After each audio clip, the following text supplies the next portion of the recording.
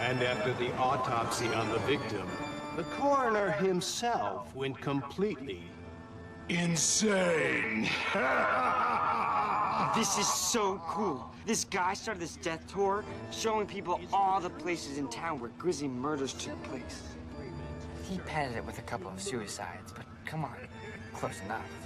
Now, coming up on your left, the site where one of the most gruesome multiple murders in the history of the state took place. Look, if you dare, at this house of pure evil.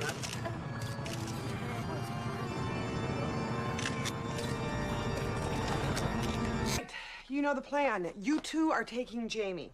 No eggs, no stink bombs, no matches, no catapults, no mace. Fine. No explosives. Of course not. No water balloons, no spray paint, no gasoline, no shaving cream, no toilet paper. Wouldn't even think of it. No ladder, no compressor, no soup. You told her! I did not. All right, I know your route. I will catch up with you when I take my break to see how adorable and safe Jamie is. So, Dad.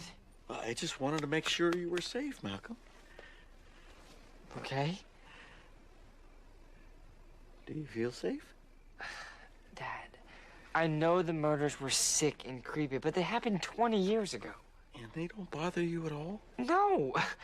I mean, the murderer's dead, so it's not like he's coming back. Right. Right, I mean, that would be crazy. Dad, you don't believe in ghosts, do you? Malcolm, please. Do you?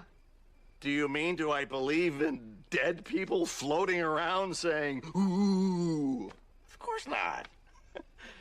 But I mean an energy, a life force, a soul that upon death separates from the body and inhabits another plane, crying out to the living in a horrific wail of unbearable pain? Oh, absolutely. Dad. You yourself told me that string theory says there are 11 different dimensions occupying the same space.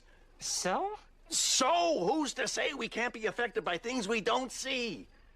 What science calls wormholes is actually matter and energy, a life force mixed together in the cosmos. Don't you see that? All of which points to one stubborn, undeniable fact, that we are living in a known portal for evil. And now that we know it, and it knows we know it, of course it would come back to kill us. And of course it would come back tonight.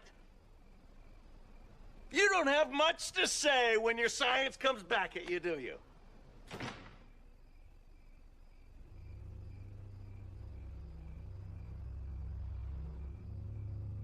Honey? Reese? Dewey?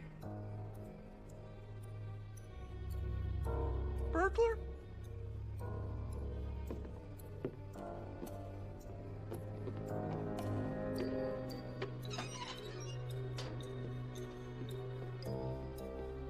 You to know I'm sorry.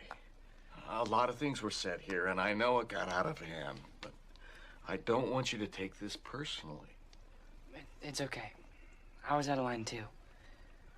I wasn't talking to you. Anyway, Gareth, you should know. Dad. Malcolm, let me work with him. No. Dad, I know you're afraid. But you've got to work through your fear. Because it leads to this, and this is insanity. I mean, okay, we live in a universe that we can't control or understand, and that can be frightening sometimes. I have fears too, but the only way we can get through our lives is by tamping down those fears. Because if we don't try to explain things rationally, the world stops making any sense at all.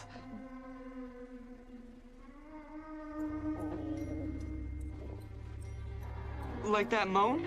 We have to believe there's a perfectly logical explanation for it. We have to. Or that. It can mean whatever we want it to mean. The important thing is.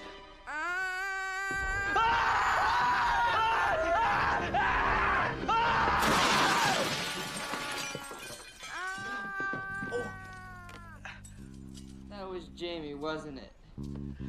Sure was. You okay, buddy?